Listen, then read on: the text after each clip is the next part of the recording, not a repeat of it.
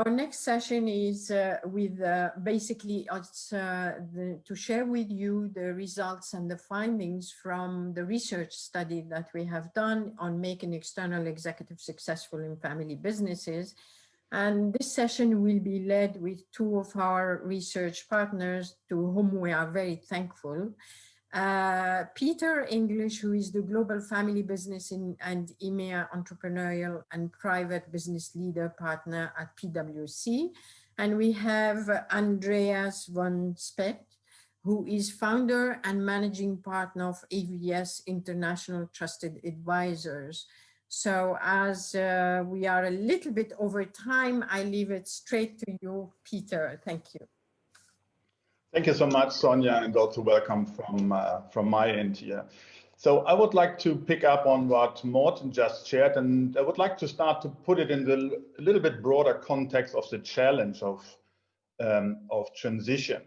So let me start with what are the main challenges that we're currently facing in the world. We have put this together in a concept that we call ADAPT, and let me quickly explain to you what it means. So ADAPT is a combination of 5 driving forces that we see impacting the world and how we are doing business. Number 1 is asymmetry. It's asymmetry that some people are getting more wealthy and other part of the population, on the global population, falling in more poverty. So wealth disparity. The second is technology disruption. This has an impact on societies, on individuals, on our climate, and how to run the business, or the technology disruption like another industrial revolution. A, for aging population. We have in some parts, especially in the more mature territories and countries, more problems with an aging population, whereas in other parts of the world, we have a younger population which may face an aging population issue in a few decades to come. A more polarized world has break down the global consensus and is getting into a more fractured environment. We see that with an increasing growing populism, with other trends that you observe yourself.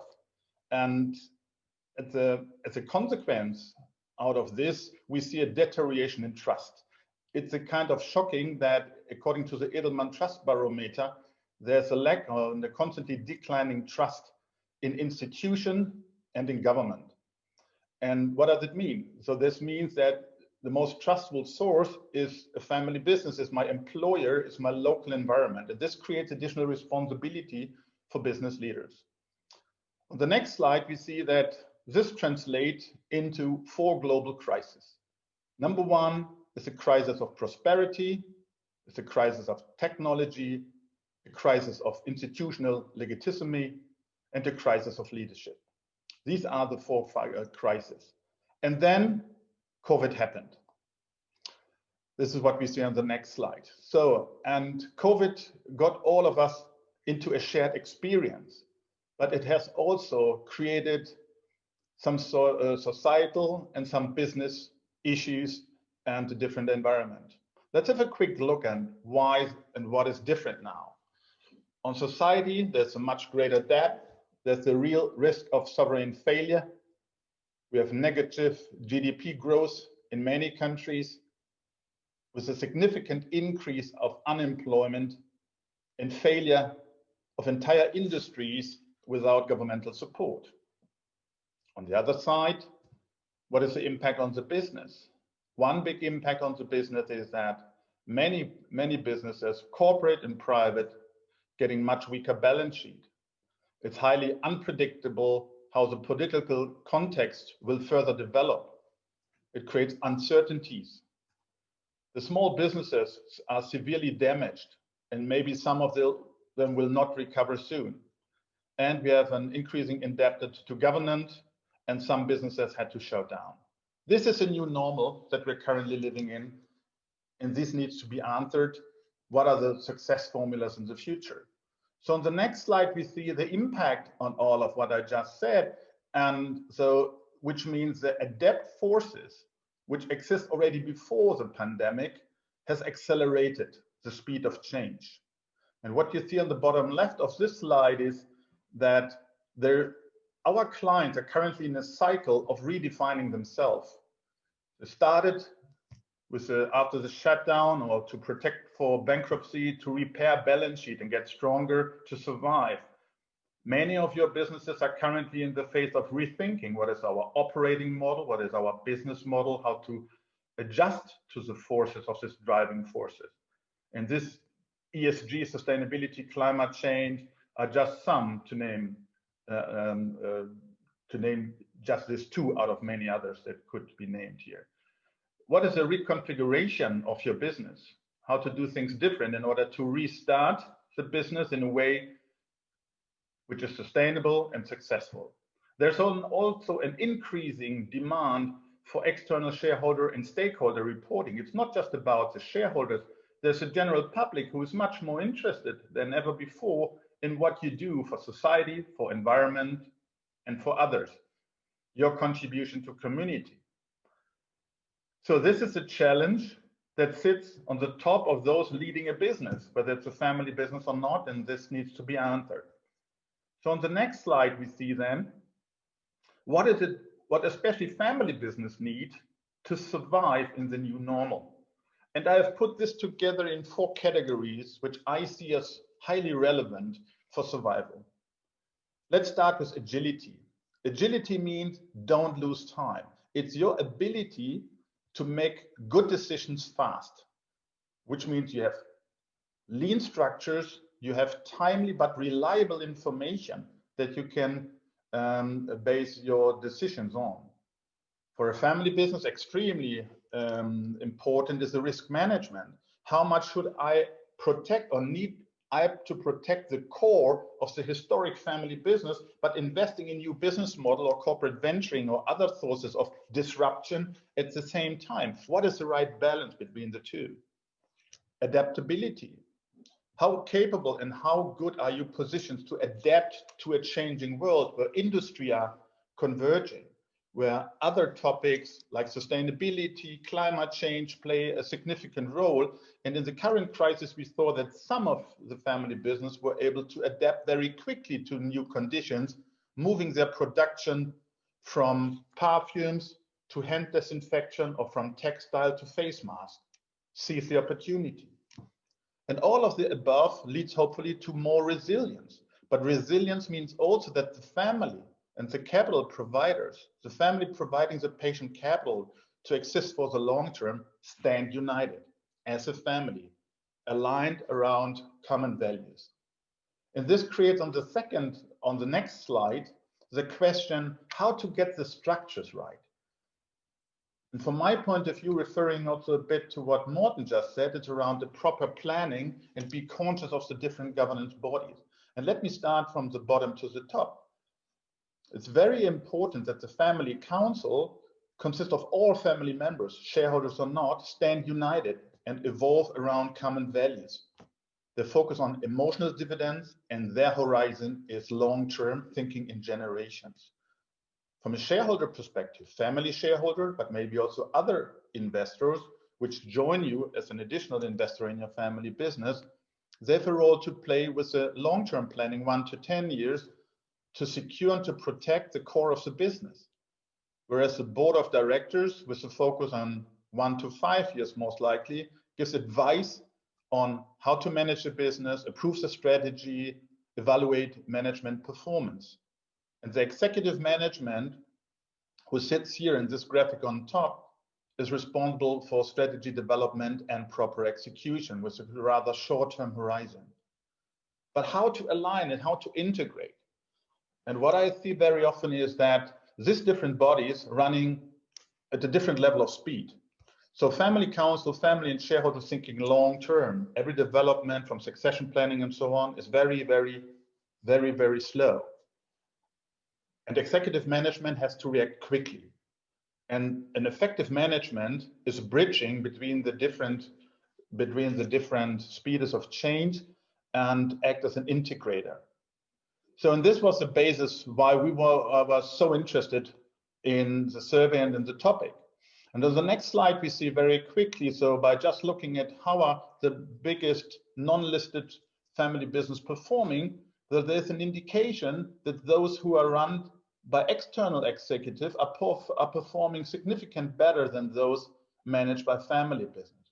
This is just a snapshot. This is just the top 100 unlisted family business worldwide. And this is why we wanted to discover in more detail whether this is and needs to be always the case. So what is the demographics of the survey that we have conducted before passing to Andreas? So we did it in two different sets. Number one was we had the survey in the first place conducted with qualitative 50 interviews across 9 European countries in a one-to-one, very intense discussion with business owners and executives from family and non-family. They have been conducted face-to-face, and we got a lot of insight out of these interviews. And then as an additional sample, we conducted in 2020, in June this year, another cohort in the survey 2 on the next slide, with additional 41 in-depth interviews, how executives and family has responded to the crisis and what has been the impact of COVID crisis on the family business across 5 countries, also interviews, but this time not in person, but given the circumstances, conducted by telephone. So this is where we are. This is the context of our survey. And with no further delay, I would like to pass on to Andreas to show us and to talk us a little bit more through the survey finding. Thank you. Okay, thank you, Peter. Very interesting.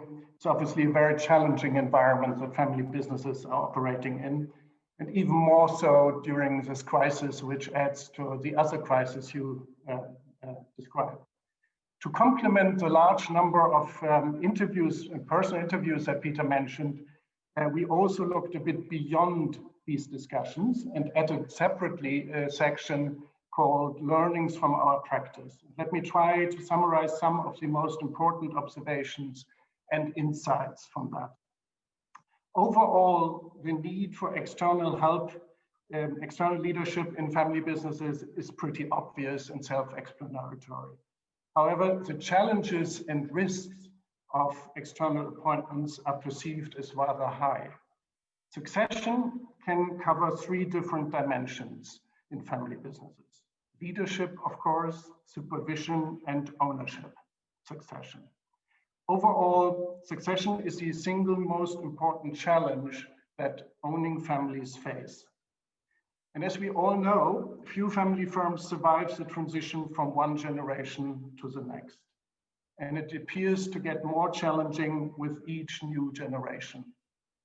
One untalented or unsuited family successor can be quite enough to bring the family business to its knees. Moreover, and I think Morten mentioned that the number of next-gen members of owning families who are willing and also qualified to take over has been in steady decline since a long time. Today, the number is at a record low.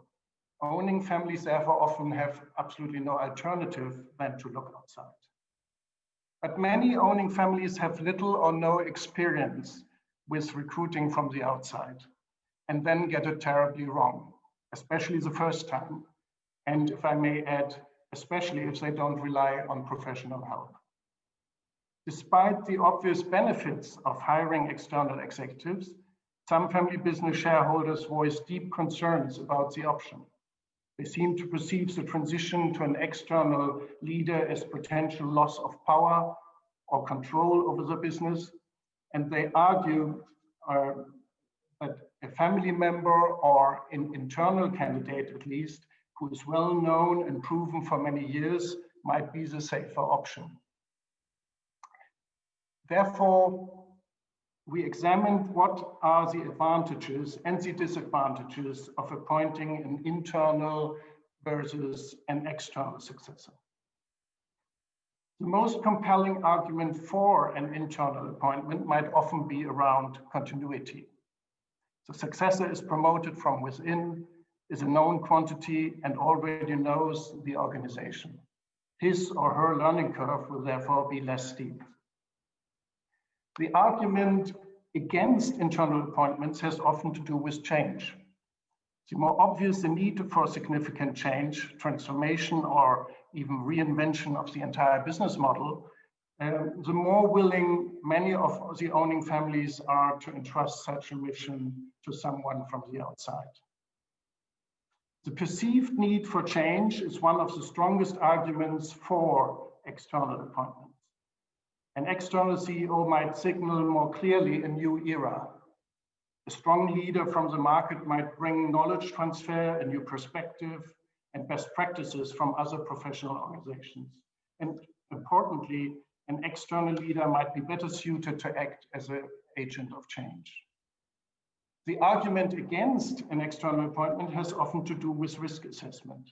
The risk of hiring, the risk of a new CEO not adapting to the special family business culture, and the risk of losing internal candidates. COVID-19 has reinforced the sense of responsibility that many family businesses have traditionally shown toward their employees. The study shows clearly that family business owners sense a strong duty to be caring. The prevailing image of how a modern CEO should appear and communicate is meanwhile changing rapidly. The Corona crisis has accelerated the shift away from the stereotype of a super charismatic, fills the room, lone decision maker. Caring has become more important than charisma, and humility has become one of the crucial traits of a modern family business leader. The ability of a leader to adjust to the specific culture and environment of a family business is absolutely key. It is at least equally important as high levels of entrepreneurial or social competencies and potential for further development. And in times of uncertainty, CEOs and owners need to become even more caring and inclusive in their communication and create a people-first culture. As far as external leaders for family businesses are concerned, one conclusion from our study seems to be pretty clear. In high demand are leaders with big talent and small ego. Successful external leaders in family businesses need to demonstrate their ability to keep their ego under control, and they need to know their place. So how does a family business attract an outstanding external executive? How does one go about the finding and binding of a new leader? The selection of a new CEO, COO, or CFO for a family business is pretty complex. One needs to assess critical competencies. There should be an evaluation of development potential. The suitability for the specific culture of the family business or family office is absolutely key. And all this needs to be confirmed during a series of interviews and via comprehensive reference processes.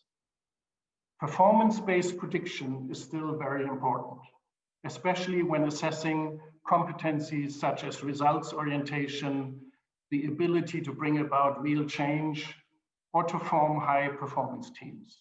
What has someone done in the past that may predict his or her success in the future? And how has he or she done it? But the family business owner will also have to form a view regarding the growth potential of external candidates. How will the new leader deal with uncertainty, unforeseen challenges, and new situations? The study found that 83% of the executives interviewed had no relationship with the owning family before joining. It is therefore absolutely vital for a hiring process that both sides do their respective homework. Failure is extremely costly. Both sides need to conduct a due diligence on one another. Both owners and external CEOs enter these selection processes with hopes and fears.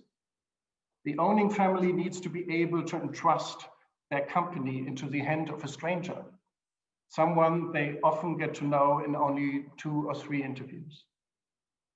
The hopes of incoming executives are often around the long-term orientation, reliable investment and decision-making horizons, flat hierarchies, a lot of entrepreneurial freedom, fast decision-making, the typical great advantages of a family business that is well governed and functioning.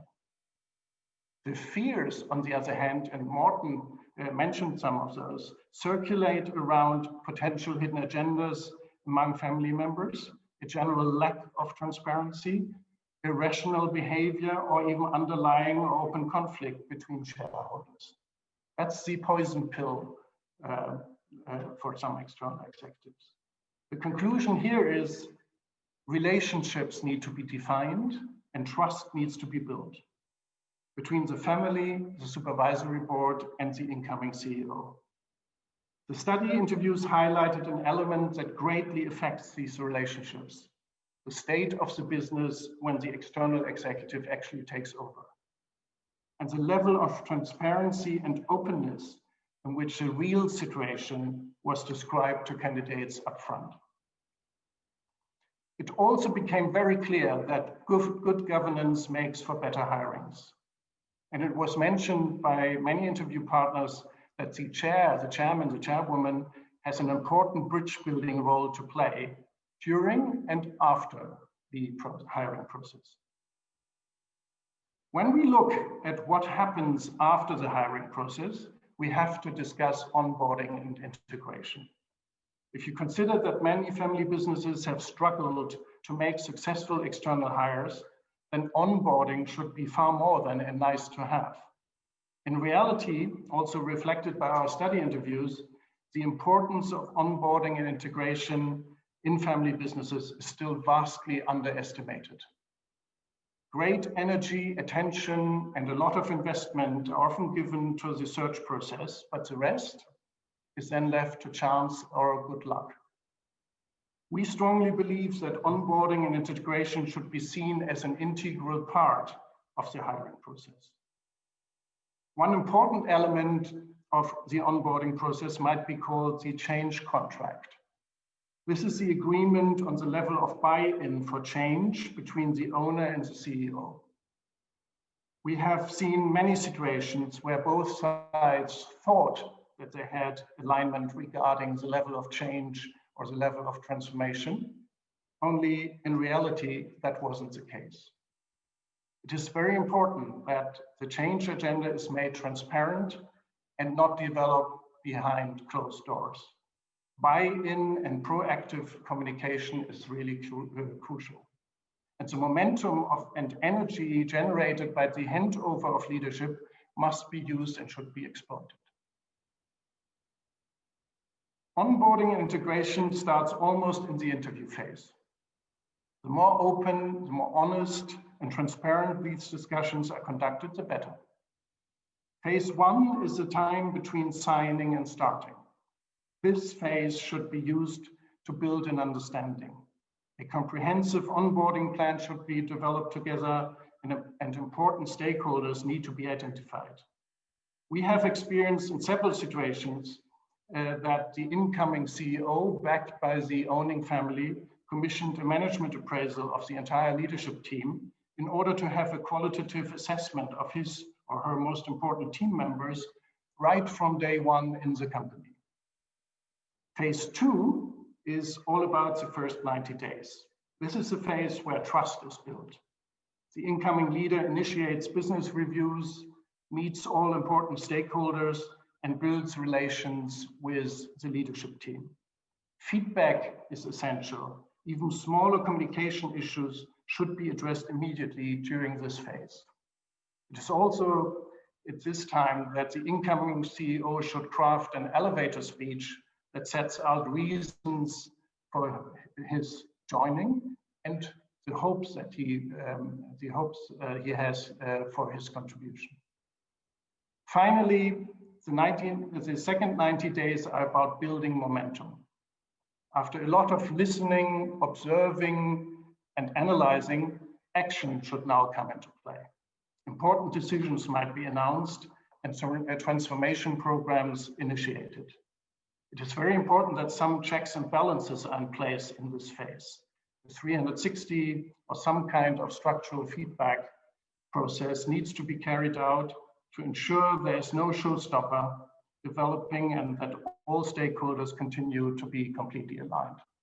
those were the major findings in a nutshell. And it's now back to you, Sonia. Thank you, Andreas. Very interesting. And thank you, Peter, again. And I see that we have a very engaged audience today. Many questions coming through the Q&A, which we are responding to. Please continue. In the meantime, just a couple of questions for you that we can respond live. Maybe we start with you, Peter. What are the most important attributes that you see for a successful external CEO in a family firm, in a family business? It's a very good and the million-dollar question, but I would like to summarize it as follows. Usually you want to have a great talent with a small ego, because nobody should be bigger in his ego than the family. And these people are hard to find. Right? This means also that you understand the unwritten rules which exist in that business. Yeah, which car you drive, which attitude and manners you show. These are unwritten rules. It has nothing to do maybe with your qualification, but are very important in order to succeed. And I would say these are the most important characteristics of a non-family executive. Indeed, very important. Thank you. And one question for you, Andreas, maybe. How do you hire someone to replace own self when you are a family member to actually move from being a manager into an owner role? The first thing I would say is the most impressive entrepreneurs that I have encountered didn't just build something, they also were successful in handing it over and organizing the succession. So, I mean, eventually we all have to go, and the overriding goal must be to think about the future of the company. If you want to replace yourself, don't look for your clone or your mini-me. Look for a complementary CEO who brings the right qualifications and the ability to bring about the change that we talked about. Define the profile carefully, including competencies and the experience that you want to bring to the table, and set the bar really high. Compare outstanding candidates against one another, and also benchmark outstanding external candidates against potential internal candidates that someone might have. And I think we already said, avoid surprises. Make sure that everybody is aligned. Think about the contract of change. And that is important, I think, for the hiring process, but certainly for onboarding and integration. And then once you have made the decision, stick to it. Let go. Don't get back to the company at 9 o'clock in the evening and turn down all the decisions that your successor has made during daytime. Let go, sit back, enjoy, and make the other person shine. Maybe just one small addition to what Andreas just said. I find it very interesting, for example, that a technology company like Alibaba is successful not because of technology, because of their superior talent management, and executives are be judged and paid on the ability to develop their successors. And this is very remarkable, not on business performance, but the ability to develop their successors, so that there's a constant change and it's not a considered failure if you move into a new role. Thank you. Very interesting. And thank you for sharing